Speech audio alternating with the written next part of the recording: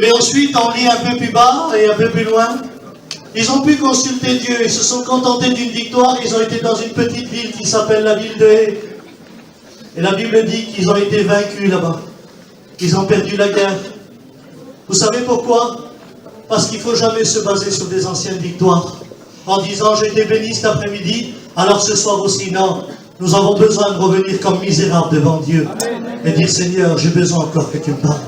Je ne voudrais pas marcher avec mes propres onctions ou ma propre victoire. Mais Seigneur, je veux encore cet instant-là la remettre entre tes mains.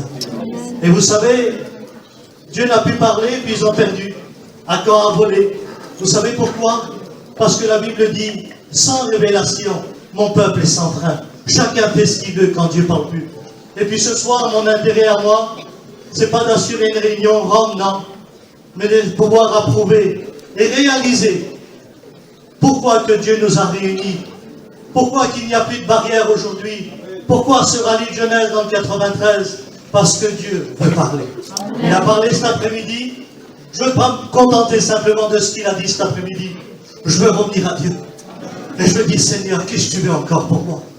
Tu veux me parler? Seigneur, parle-moi. Et vous savez, vous êtes jeunes, mais vous comprenez beaucoup de choses. Aujourd'hui, on n'a plus rien à apprendre aux jeunes. Ils savent tout, ils connaissent tout, ils comprennent tout. Aujourd'hui, l'intelligence s'est développée énormément. Vous savez, quand le roi David, avant qu'il soit roi, il était berger, son père l'envoie pour donner du pain à ses frères, qu'ils étaient au combat. Et lorsqu'il arrive au combat, il combattait le grand Goliath. Lorsqu'il arrive là-bas, lui, il vient avec tout son cœur, il donne du pain à ses frères. Il veut demander si ses frères vont bien. Il ne voulait pas se battre, lui. Et on lui a dit, David, t'as pas écouté? Qu'est-ce qu'il y a? Ben, celui qui bat Goliath, Saül a dit qu'il donne sa fille et toutes ses richesses. Ah bon? Alors le peuple d'Israël ne battait plus au nom de l'Éternel, mais combattait pour se marier avec la fille de Saül et pour les richesses de Saül. Et c'est pour ça que la défaite était au rendez-vous. L'Église de Dieu, mes amis, si ce soir on combat avec un esprit d'intérêt, la défaite est au rendez-vous. Mais si ce soir on est un petit David qui ramène du pain à nos frères, qui vient savoir si l'Église va bien, il nous faut quelques pierres pour déracer Goliath. Et ce soir, ce n'est pas d'une armée qu'on a besoin, c'est d'aller au torrent. Et le torrent, il est là, il est au rendez-vous. Prends ton temps. Il nous reste quelques minutes, mais Dieu, par sa grâce, il va faire tout à merveille. Ce soir, le message, c'est très simple. Dieu ne te demandera jamais quelque chose que tu ne peux pas lui donner. Il te demandera toujours quelque chose que tu peux lui donner. Si Dieu me demanderait ce soir quelque chose que je ne peux pas lui donner, alors pourquoi venir à ce rallye? Pourquoi m'asseoir? Pourquoi prendre un bus? Pourquoi faire partie d'une église? Ce soir, toi qui n'es pas chrétien, toi qui es inconverti, toi qui n'es pas croyant, et qui es venu là accompagné de tes copains, de tes copines, j'aimerais te dire que Dieu te demande quelque chose.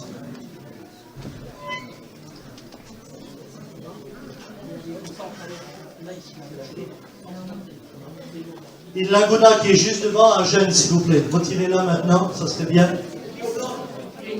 Et une Clio blanche. S'il vous plaît, allez-y. Comme ça, on est tranquille. Le monsieur est là, allez-y tout de suite. On rentre dans le message de Dieu. Amen. Amen. Moi, je voudrais savoir ce soir ce que Dieu me demande. Qui voudrait savoir ce que Dieu demande ce soir? Amen. Alors, il y en a ce soir qui demandent des choses à Dieu. Seigneur, donne-moi ci, donne-moi cela. Fais ci, fais cela. Il n'y a pas de problème. Dieu peut donner, il en a en abondance. Mais il y aura des soirées où il ne donnera rien, mais il demandera. Alors, sa soirée ce soir, c'est plus sa soirée à lui. Cette soirée, c'est à nous. C'est à moi de donner. Et puis tu verras que dans la Bible, des femmes et des hommes ont su donner à Dieu, quand Dieu a demandé. Ils ont demandé même des choses difficiles, que les hommes ont pu donner. Et puis ce qu'ils nous demandent à nous, même que tu sois enfant, que tu aies 10 ans, 11 ans, 12 ans, 15 ans, 20 ans, que tu sois marié, jeune fille, jeune garçon, que tu es là, même que tu es fatigué. Je ne voudrais pas te réanimer pour que tu m'écoutes, non. Mais je voudrais que tu sois attiré de la parole de Dieu. Amen. Alors nous allons lire un texte dans la parole de Dieu et nous allons prier le Seigneur. Je demandais ensuite à Sandy de prier le Seigneur. Amen. Je lis dans Genèse 22 au verset 11, il est dit cela. Alors un ange de l'Éternel appela des cieux et dit, Abraham, Abraham. Il répondit, me voici. L'ange dit, n'avance pas ta main sur l'enfant et ne lui fais rien, car je sais maintenant que tu crains Dieu et que tu n'as pas refusé. Que tu n'as pas refusé, que tu n'as pas refusé ton Fils unique. Amen. Amen. Amen. Amen. On prie le Seigneur ensemble. Sandy, tu pries le Seigneur.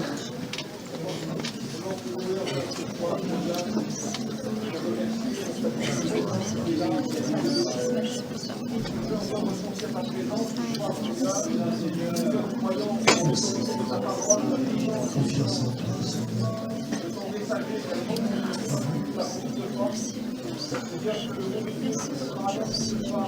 Comme tu ta grâce.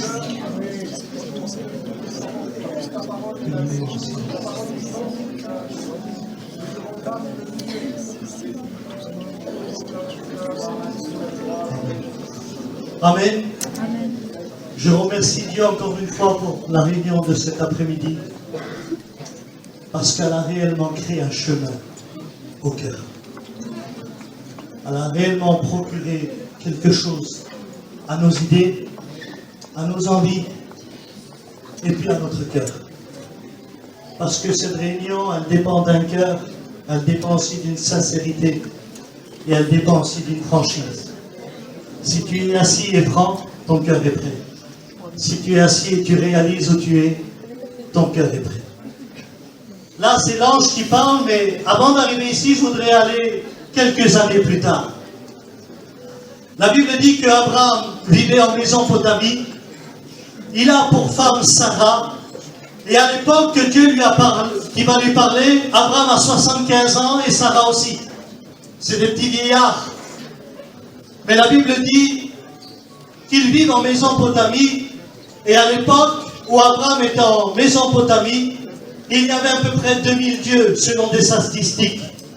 Parce que c'est là où cette ville, on se rencontrait pour mesurer les étoiles, pour mesurer la terre. C'était les savants de ce pays-là qui se réunissaient là où il y avait Abraham. Alors chacun apportait son Dieu, chacun apportait sa statue. Oui, mais c'était 2000 statues, 2000 dieux qui ne parlaient pas, qui n'écoutaient pas et qui ne voyaient pas. À l'époque, Abraham ne connaissait pas Dieu. Et la Bible dit qu'un beau jour, Dieu va parler à Abraham et va lui dire, Abraham, quitte ton pays, quitte ta patrie, et va dans le pays où je te ferai montrer. Je bénirai ta postérité, une nation sortira de toi, je bénirai ta postérité comme les étoiles du ciel et comme le sable de la mer. La Bible dit qu'Abraham était riche en or, riche en argent, riche en brebis, riche en serviteurs. Il n'avait besoin de rien. Mais lorsque Dieu se présente à lui, Dieu va lui proposer quelque chose qu'il n'avait pas. Quand il va lui dire, je bénirai ta postérité, ça veut dire que je te donnerai un enfant. Je te donnerai un garçon. Je te donnerai quelque chose que tu n'as pas. Oui, parce que Dieu, pour te faire sortir ce soir de ta situation, il veut te donner quelque chose que tu n'as pas. Et c'est ce qui a fait sortir Abraham. Il a regardé sur sa femme, il n'a pas de voiture, il n'y avait pas de train, il a des chevaux, des chameaux et des ânes. Et puis là, il va décider, il va regarder sur sa femme. Et il s'est dit, qu'est-ce qu'on fait ma femme? On y va pas? Dieu nous a promis un enfant, Dieu nous a promis un avenir, Dieu nous a promis une vie meilleure, même qu'on est riche, même qu'on a tout. Voudrais-tu qu'on suive le Seigneur? Et là, la Bible dit qu'ils ont commencé à partir dans la direction où Dieu leur avait donné. Amen. La Bible dit qu'ils vont traverser des déserts, des montagnes. Je vois Abraham devant moi, je vois Sarah devant moi, des petits vieillards, ils n'ont plus de force. Le vent est contraire, la chaleur est là. Et vous savez, quand on a 75 ans, on n'aime pas bouger. Hein? On aimerait rester là où on est. On aimerait être enterré là où notre père est enterré. On voudrait mourir tranquillement, on a 75 ans. Mais j'aimerais vous dire que tu aies 15 ans, 16 ans, 20 ans ou 75 ans, quand Dieu a une promesse pour nous, quand Dieu a un avenir pour nous, laisse-moi te dire que tes pieds sont capables de se mettre debout et aller en direction que Dieu veut, la direction que Dieu nous donne. Et la Bible dit qu'ils ont parti, alléluia. Ils ont parti. Et puis quelques années ont passé, ils attendaient toujours ce petit garçon.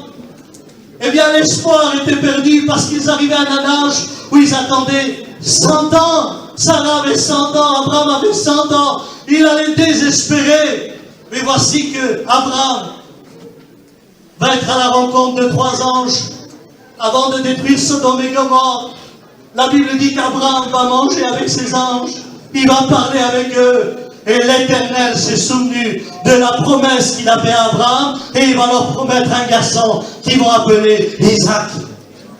Et lorsqu'Isaac va naître, j'aimerais vous dire quelque chose, ça va peut-être vous faire rire. Quand on a 100 ans et que pour la première fois on a un petit garçon, j'aimerais vous dire que tout l'amour qu'on a, on le donne pour lui. Abraham, il avait 100 ans, Sarah, je la vois devant moi à trembler pour lui donner le biberon. Au lieu qu'elle soit arrière-grand-mère, allez maman. Au lieu qu'il soit arrière-papou, il est papa. Il aimait son garçon. Et là, en tant que père, il était riche, il a dit c'est bon, je vais donner mes richesses à mon garçon. Je vais donner mes terres à mon garçon. Je vais donner mes chevaux, mes serviteurs. Et je faisais des plans tous les jours. Il a embrassé son fils. Mais la Bible dit qu'un beau jour, Dieu va reparler à Abraham. Et lorsque Dieu dit à Abraham, même qu'il a 100 ans, comme il sait que c'est la voix de celui qui donne, il se lève comme un garçon de 20 ans. Et il dit, oui, Seigneur, je suis là. Et Dieu lui dit, Abraham, offre-moi ton fils en sacrifice, celui que tu aimes. Seigneur, non. Si moi je suis Abraham, malgré que je m'appelle Abraham, non, Seigneur. Prends-moi moi, j'ai 100 ans. Prends ma femme. Prends mes serviteurs. Prends mon or, prends mon argent. Pas mon fils que tu m'as donné, non. Non, tu ne l'auras pas. Non. Seigneur, je t'en supplie, c'est une idée que je me fais. Mais la Bible dit que Dieu n'a pu parler. Et comme Abraham est animé d'un esprit d'obéissance, du mot que le prophète a dit, ô Éternel, tout ce que je te donne vient de toi. Ce que Dieu avait donné et ce que Dieu pouvait reprendre, alors Abraham a obéi. La Bible dit qu'il a pris son fils le lendemain et il s'apprête à faire 3 jours de marche. Je ne vous dis pas les larmes d'Abraham, la souffrance dans son cœur, parce qu'un sacrifice, c'était pas simplement égorger. Un sacrifice selon Lévitique, c'était de couper en morceaux. Vous voyez, vous, Abraham, de couper son fils en morceaux? Mais la Bible dit qu'il fait 3 jours de marche et il voit la montagne de loin. Et lorsqu'il arrive sur la montagne, il place son fils, il l'allonge et il prend le couteau pour égorger son fils. La Bible dit qu'à l'instant où il lève la main, l'acte de foi, Dieu parlera dans ta vie quand l'acte de foi sera au rendez-vous. Dieu parlera à ton église quand l'acte de foi sera au rendez-vous. Et l'ange dit à Abraham, ne fais rien de mal à l'enfant, car nous avons vu que tu n'as pas refusé ton fils unique. Ce que Dieu avait demandé, Abraham pouvait le donner. Seigneur, c'est fort, tu lui demandes ton fils, son fils. Il peut donner son fils. Mais Seigneur, c'est merveilleux de pouvoir donner son fils. C'est fort. C'est des décisions, c'est un renoncement. C'est une vie ratée, c'est des projets, eh bien, qui sont foutus. Mais Dieu redonne de l'espérance quand il n'y a plus d'espoir. Heureusement qu'Abraham n'a pas tué Isaac. Parce qu'Abraham a engendré Isaac. Isaac, Jacob, les 12 tribus d'Israël. Des 12 tribus d'Israël est sortie la tribu de Juda. Et de la tribu de Juda est sorti Jésus, le Fils du Dieu vivant. Quel plan merveilleux que Dieu avait! Quel plan merveilleux! Il ne pouvait pas, mais il pouvait donner. Il pouvait donner. Amen. La Bible dit dans 2 Rois 5, je termine très vite, je m'excuse. Il y avait un homme qui s'appelait Naaman. La Bible dit qu'il était fort et vaillant, mais il avait un problème, il était lépreux. Mais il cachait sa lèpre derrière une armure, derrière un casque, derrière une épée, derrière une cuirasse, derrière des grosses chaussures de guerre. Et la Bible dit que pendant qu'il faisait la guerre, il a amené chez lui une petite fille juive en esclavage. Ce qu'il ne savait pas ce jour-là, Naaman, c'est qu'il avait apporté la lumière dans les ténèbres. C'est qu'il avait apporté la lumière parmi les ténèbres. Il avait apporté l'amour parmi la haine. Il avait apporté la solution là où il n'y avait plus d'issue. Cette petite fille, certainement qu'elle nettoyait, qu'elle lavait, qu'elle balayait. Elle était très jeune, la Bible dit. Mais d'un coup, certainement, pendant que... Chut, s'il vous plaît. Pendant que Naaman va retirer son armure, cette petite fille va passer, peut-être en balayant, il va regarder Naaman. Et en tant qu'esclave, dans la vie normale aujourd'hui, quand on en fait du mal, on refait du mal. Ça, c'est la vie du monde. Alors il dit, bah, bien fait, il n'a qu'à mourir. Il m'a retiré de mes parents. Il m'a retiré de mes frères et de mes sœurs. Bien fait, il n'a qu'à mourir. Mais la Bible dit que lorsque elle a vu Naaman lépreux, la Bible dit qu'elle a couru vers sa femme. Et elle a dit à la femme de Naaman, femme, va dire à Naaman que dans mon village, il y a un prophète qui peut le guérir.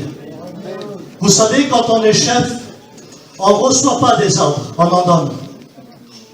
Quand on est chef, on ne baisse pas la tête, on relève la tête. Quand on est chef, c'est nous qu'on donne la décision, on ne prend pas de décision. Mais j'aimerais vous prouver ce soir, qu'est-ce que l'autorité de Dieu et qu'est-ce que la force humaine. Vous voulez savoir ce que c'est l'autorité et la force? Par exemple, vous allez au premier péage, et vous vous placez, et vous allez voir ceux qui sont partis de la douane. Une petite femme ou un petit homme d'1m60, 70, qui a écrit sur sa casquette douane, ça c'est l'autorité. Et il y a la force qui vient. Les 38 tonnes, les poids lourds. Ils arrivent au péage, les camions ils font 38 tonnes, ça c'est la force. Et vous voyez l'autorité, 1m70, sur le côté. Et vous voyez les poids lourds se placer. Parce que la force voit l'autorité. Il sait que derrière la petite dame, le petit monsieur, il y a le préfet, il y a le commissariat, il y a le tribunal, il y a toute une royauté derrière. Il est obligé de céder. J'aimerais vous dire ce soir, Naaman avait l'épée, la petite fille avait le balai, mais elle avait l'autorité de Dieu. Amen. Naaman avait le casque, la petite fille avait sa petite barrette, mais elle avait l'autorité de Dieu. Naaman avait son armure, la petite fille avait sa petite robe, mais elle avait l'autorité de Dieu. C'est la force qui se soumet à l'autorité. La Bible dit qu'ils sont partis en Samarie, quelque chose qu'ils ne pouvaient pas faire. Et lorsqu'il arrive au village, eh bien le prophète l'attend. Oh, non pas avec un festin, parce qu'avec Dieu, que tu sois riche ou pauvre, Dieu ne fait pas de favoritisme, il considère tout le monde. Lorsqu'il arrive, qu'est-ce que je dois faire? Regardez ce que le prophète va dire. Tu vois le Jourdain à côté de toi? Écoutez, si ce soir Dieu a une solution pour vous, il ne t'envoie pas à la convention, il ne t'envoie pas dans le midi ou dans le nord, il te dira, regarde à côté de toi. C'est la solution de Dieu. La solution de Dieu, elle est tout près de toi. Elle est à côté de toi. Tu vois ce Jourdain? Tu vas dedans et tu te trompes 7 fois et tu seras guéri. Vous savez, quand on est lépreux et qu'on est prêt à mourir et que tes coups pour la première fois de ta vie plonge 7 fois et tu seras guéri, tu veux saisir cette chance. Parce que depuis des années, il n'a pas écouté. Tu vas être guéri. Non, il attendait la mort. Il attendait eh bien qu'il soit mort dans une grotte et qu'il se cache. Mais à cause de son orgueil, il cachait son état. Il a fallu que devant un prophète, il a fallu que devant ses serviteurs, qu'il enlève son armure et qu'il va dans le Jourdain. J'aimerais vous dire quelque chose. Tôt ou tard, il faudra que tu retires le masque. Tôt ou tard, il faudra que tu retires l'incrédulité. Tôt ou tard, il faudra que tu retires le péché.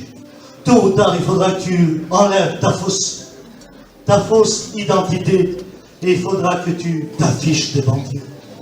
Il faudra que tu viennes sincère devant Dieu. La Bible dit qu'il a été dans le Jourdain et il a plongé 7 fois. Alors normalement, l'orgueil aurait dû lui dire, mais Naaman, t'es fou, qu'est-ce que tu fais? T'es en train de plonger 7 fois, sors de l'eau, non. L'orgueil n'a plus parlé. Vous savez pourquoi? Parce que quand tu obéis à la parole du prophète, c'est le Saint-Esprit qui prend ta vie en charge. Et le Saint-Esprit lui disait, vas-y Naaman, la guérison est là, vas-y Naaman, continue. Et là, Naaman est continué. Et la Bible dit qu'il est sorti complètement guéri. Amen. J'aimerais te dire ce soir, je suis ni le Jourdain ni le prophète, mais je suis la petite esclave qui te dit ce soir, je connais un Dieu qui peut te pardonner. Amen. Je connais un Dieu qui peut te changer. Je connais un Dieu qui peut changer ta situation. Je connais un Dieu ce soir qui peut te sortir de l'angoisse. Je connais un Dieu qui peut te réconcilier avec ta mère et ton père. Je connais un Dieu qui va te faire dormir chez toi parce que tu passes des mois à dormir ailleurs.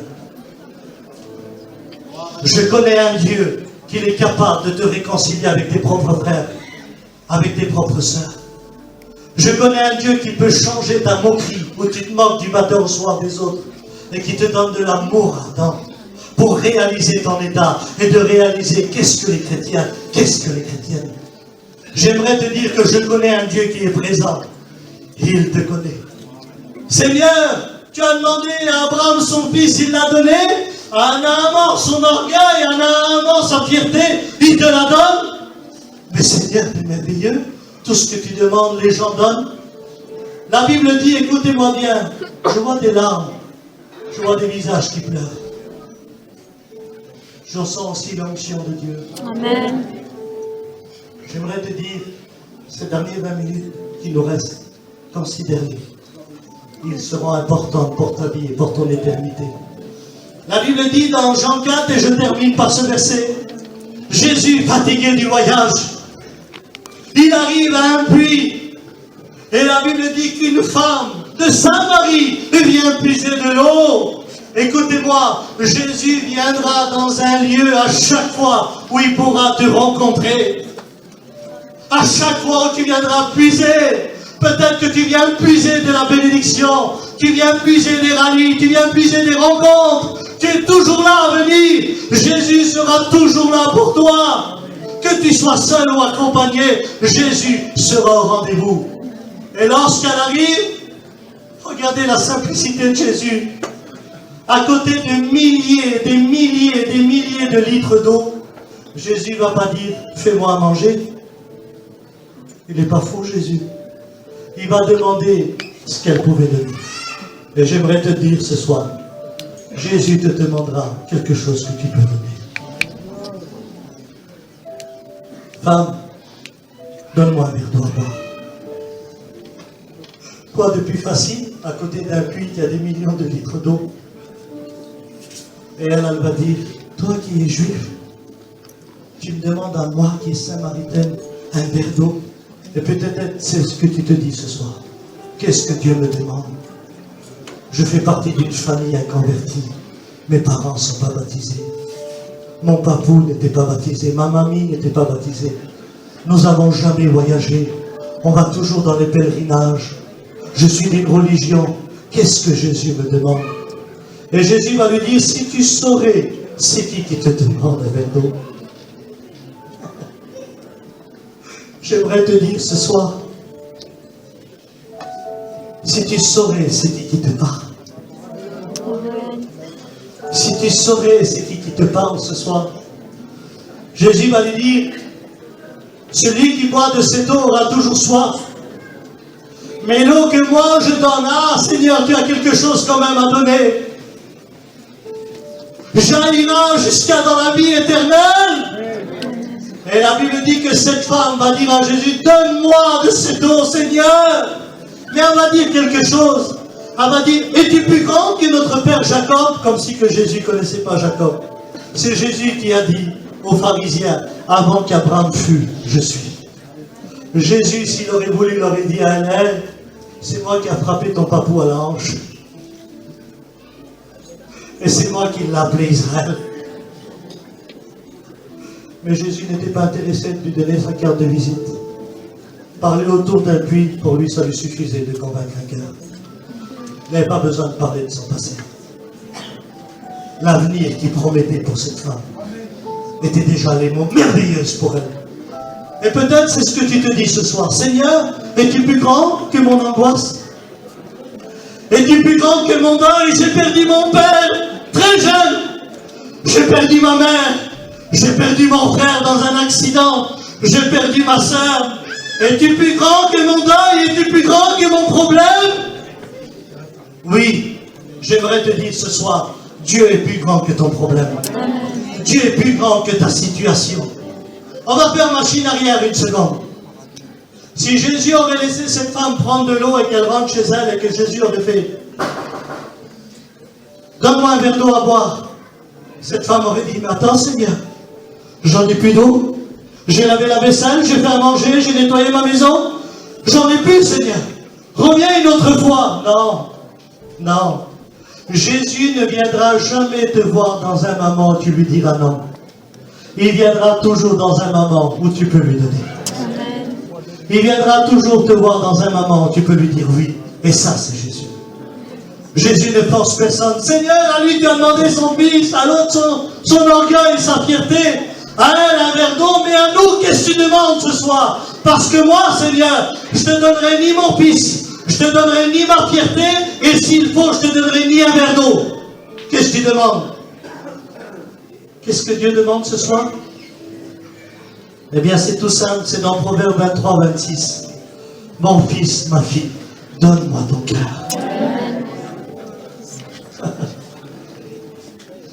Mais qu'est-ce qu'un cœur à côté du fils d'Abraham? Qu'est-ce qu'un cœur à côté de Naaman? Qu'est-ce qu'un cœur à côté du puits? Pourquoi tu veux mon cœur, Seigneur?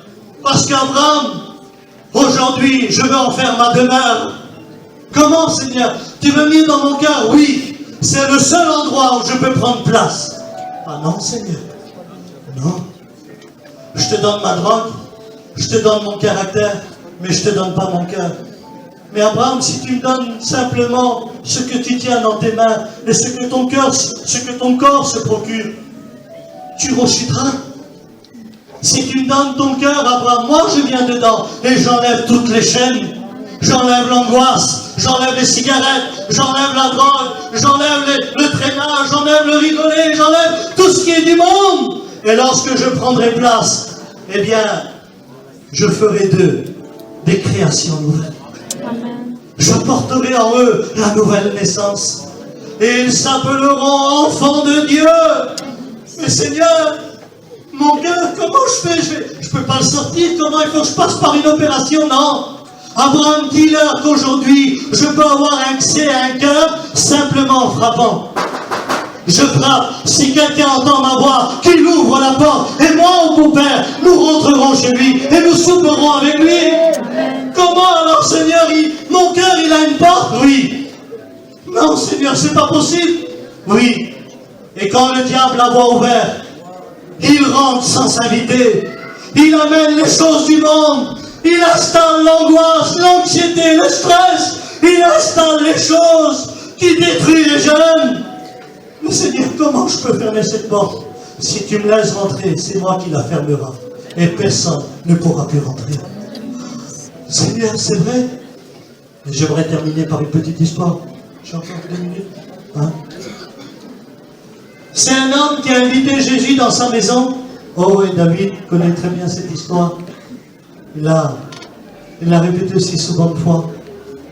Et dans cette maison, il y avait plusieurs demeures. Écoutez-moi bien, laissez derrière, c'est pas grave, écoutez. Ce qui est important, c'est toi, où ton cœur est travaillé.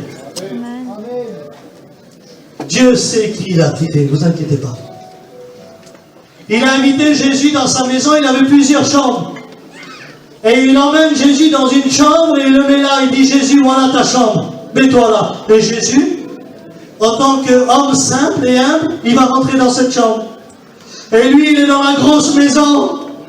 Il est sur le canapé, il est tranquille, il voit la télé. Jésus est dans la petite chambre là-bas en haut. Minuit, on frappe à la porte. Donc, comme c'est le propriétaire de la maison, il va ouvrir la porte. Il voit le diable. Et le diable lui dit, c'est toi qui habites ici? Il dit, oui, demain je reviendrai. Il ferme la porte. Il commence à paniquer. Il est fou le diable, j'ai Jésus chez moi, il vient quand même. C'est pas normal. Il oublie la soirée. Le lendemain, à 11h du soir, Quelqu'un frappe à la porte. Il ouvre, le diable. C'est toi qui habites ici? Et lui dit oui, demain je reviendrai. Il ferme la porte et là il commence à paniquer. Il dit c'est pas possible. Jésus est chez moi et le diable ose frapper à ma porte. C'est pas possible. Et il commence à paniquer. Le lendemain, à minuit, il ouvre la porte, encore le diable. C'est toi qui habites ici? Oui, demain je reviendrai. Et là il a fermé la porte et il a commencé à pleurer. Il a dit mais que je suis bête, insensé que je suis. Il a couru vers la chambre de Jésus, il a frappé. Jésus ouvre et le voit. Qu'est-ce qu'il y a, mon fils? Jésus, je te demande pardon. Qu'est-ce qu'il y a? Pardon. Au lieu de te donner ma maison, je te donnais la chambre. Seigneur, sois toi le propriétaire de la maison et moi je vais rester dans la chambre. Alors là, Jésus, propriétaire de la maison. Le diable, le lendemain à minuit, c'est Jésus qui ouvre la porte. Amen. Oui? C'est toi qui es là? Oui. Demain, je ne reviendrai plus. Amen. Demain, je ne reviendrai plus. Alors, comment qu'on ouvre une porte d'un cœur? Dans Jésus. Seigneur Jésus, je t'accepte comme sauveur et maître. Amen. Ce soir, je te donne mon cœur. Je te donne ma vie. Avec tout ce qu'il y a dedans, Seigneur. Je ne sais pas ce qu'il y a. Un jour, je ris, un jour, je pleure. Un jour, je me drogue, un jour, je rêve. Un jour, je suis avec les chrétiens, le lendemain, je suis avec les inconvertis. Je ne sais pas ce qu'il y a. La Bible dit qu'un faux cœur ne trouve pas le bonheur. Le cœur même connaît ses propres chagrins. J'aimerais qu'on puisse fermer les yeux, baisser la tête.